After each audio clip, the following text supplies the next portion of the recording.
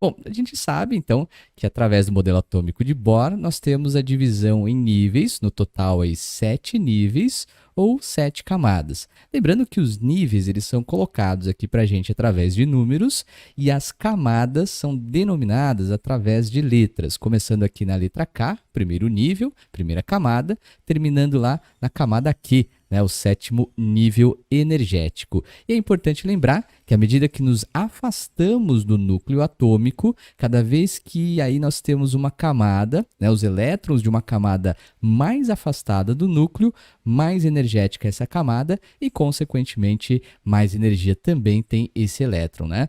Uma maneira fácil da gente lembrar que existe maior energia quanto mais distante aí do núcleo essa camada está, é através do processo de transição eletrônica. Um elétron, segundo Bohr, ele fica girando numa órbita estacionária, órbita circular estacionária, sem perder muito menos ganhar energia. Mas ele pode fazer uma transição eletrônica, desde que ele absorva uma certa quantidade de energia externa, né? Passa para o estado excitado e, ao retornar do estado excitado para o estado fundamental, ele devolve a energia na forma de radiação eletromagnética, na forma de luz. Beleza? Muito bem. Então, nós sabemos que cada nível e cada camada, né, consegue ter um número máximo de elétrons. Então, por exemplo, nós vamos ter lá as nossas camadas de K a Q, os níveis de 1 a 7, e cada uma dessas camadas, desses níveis, apresenta um número máximo de elétrons. A camada K, nível 1, comporta no máximo 2 elétrons. Cuidado com esse no máximo. Ela pode ter um elétron? Sim, ela pode ter um elétron. Ela pode ter 2 elétrons, falando da camada K. Sim, ela pode ter 2 elétrons, mas ela não pode passar desse valor 2. Ela pode ter no máximo 2. Não quer dizer que ela não possa ficar com 1, tudo bem? Então, cuidado lá.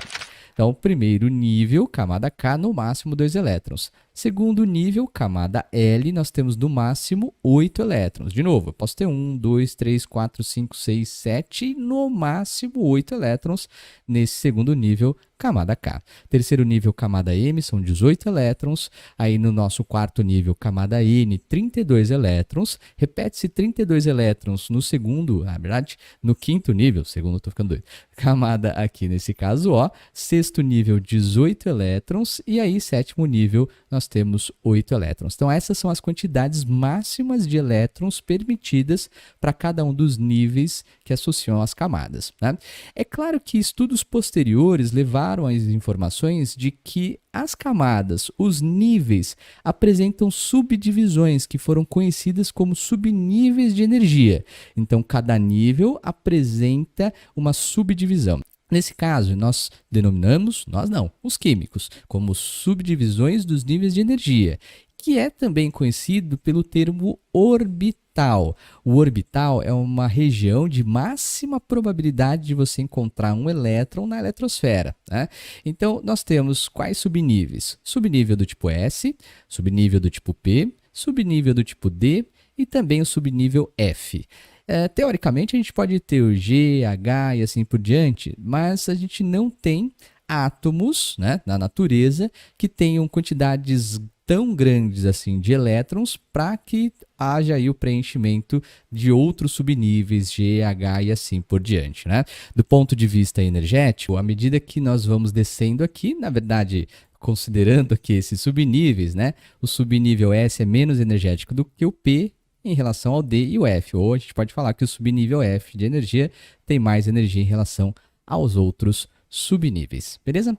Muito bem, então subníveis de energia, nós vamos ter aí os 4, S, P, D e F, muita gente brinca e fala que é sopa de feijão, vai saber, né? E aí, claro, que cada um desses subníveis comporta um número máximo de elétrons também. O subnível S, nós podemos colocar no máximo 2 elétrons, e é aquela mesma ideia, nós podemos colocar aí, no caso, um elétron, né? Nós podemos colocar 2 elétrons no subnível S, mas o próximo terceiro elétron já vai ter que aí preencher o outro subnível, que é o subnível P, que comporta no máximo 6 elétrons, subnível D, 10 elétrons no máximo, enquanto o subnível F aí comporta um total de 14 elétrons. Esses valores são importantes a gente lembrar aí justamente para que depois a gente faça a montagem de um diagrama que você conhece muito bem, né? Então tá aí. Bom, falando nesse diagrama, é chamado de diagrama de Linus Pauling. Pauli, ou também conhecido como diagrama das diagonais, né? Diagonais de energia. Bom, esse diagrama, ou através do diagrama de Linus-Pauling, os químicos conseguem obter informações de como é que os elétrons se organizam em ordem crescente em relação aos subníveis. Cuidado e atenção. Quando se fala aí especificamente do diagrama de Linus-Pauling, nós estamos falando de uma ordem crescente de elétrons nos subníveis de energia.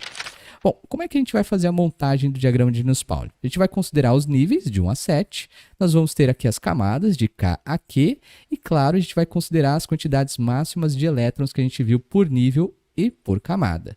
Como a gente já conhece também os subníveis de energia, a gente começa a associar a quantidade de subníveis possíveis para cada nível, para cada camada. Por exemplo, no nível 1, camada K, se nós temos no máximo 2 elétrons aqui, que ele comporta, então a gente sabe que a única possibilidade de colocar um subnível aqui dentro é o subnível do tipo S. E por que isso? Porque o subnível S comporta no máximo 2 elétrons. Então, no primeiro nível, camada K, nós vamos ter apenas uma subdivisão, que é aí o 1s, que pode ter 1 elétron ou no máximo 2.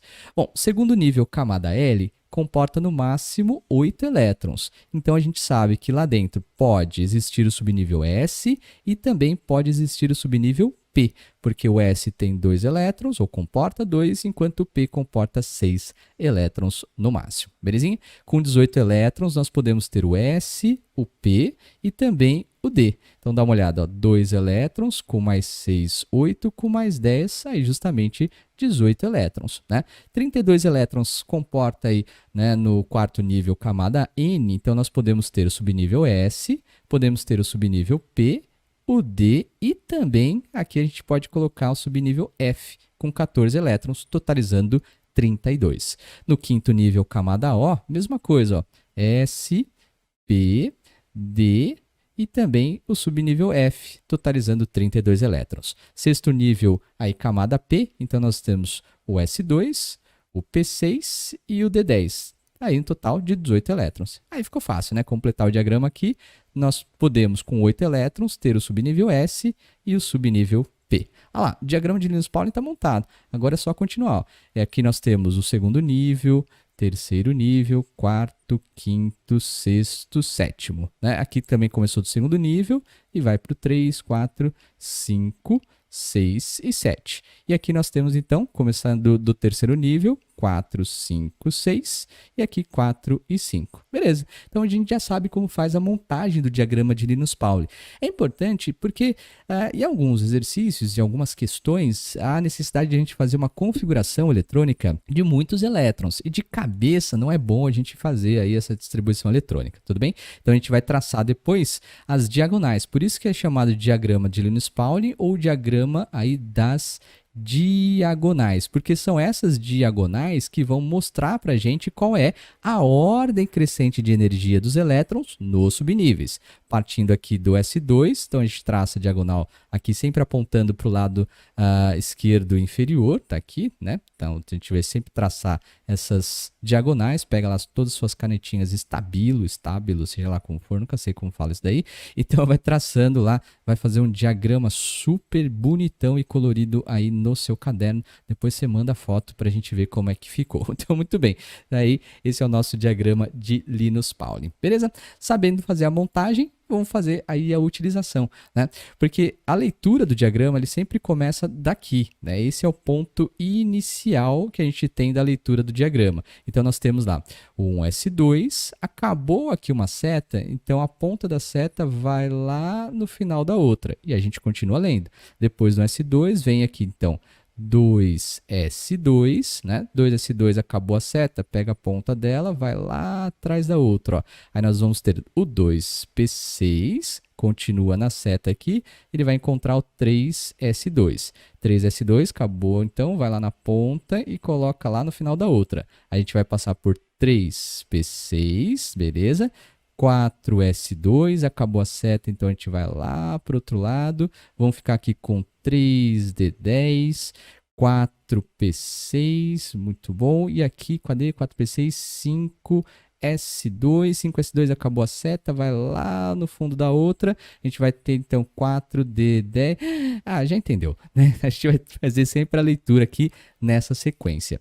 E é interessante notar que essa sequência aqui, ela é uma ordem crescente de energia dos elétrons na eletrosfera. Quando nós fazemos essa configuração eletrônica, muitas vezes tem essa dúvida, né? O que essa configuração eletrônica diz? Ela diz que é uma ordem crescente de energia especificamente nos subníveis. Não é na camada, aí não é no nível, é no subnível SP, D e F. Tudo bem? Então, essa é a nossa configuração, essa utilização, na verdade, da configuração eletrônica. Essa primeira parte foi só para a gente entender como é que a eletrosfera agora está organizada em nível, camada e também os subníveis de energia, a quantidade máxima de elétrons por nível e também por subnível e como se faz a montagem do diagrama de Linus-Pauling e aí, claro, evidentemente, sabendo como é que se organiza em ordem crescente de energia nos subníveis pela leitura do diagrama. Na próxima parte, a gente faz exemplos de configurações eletrônicas.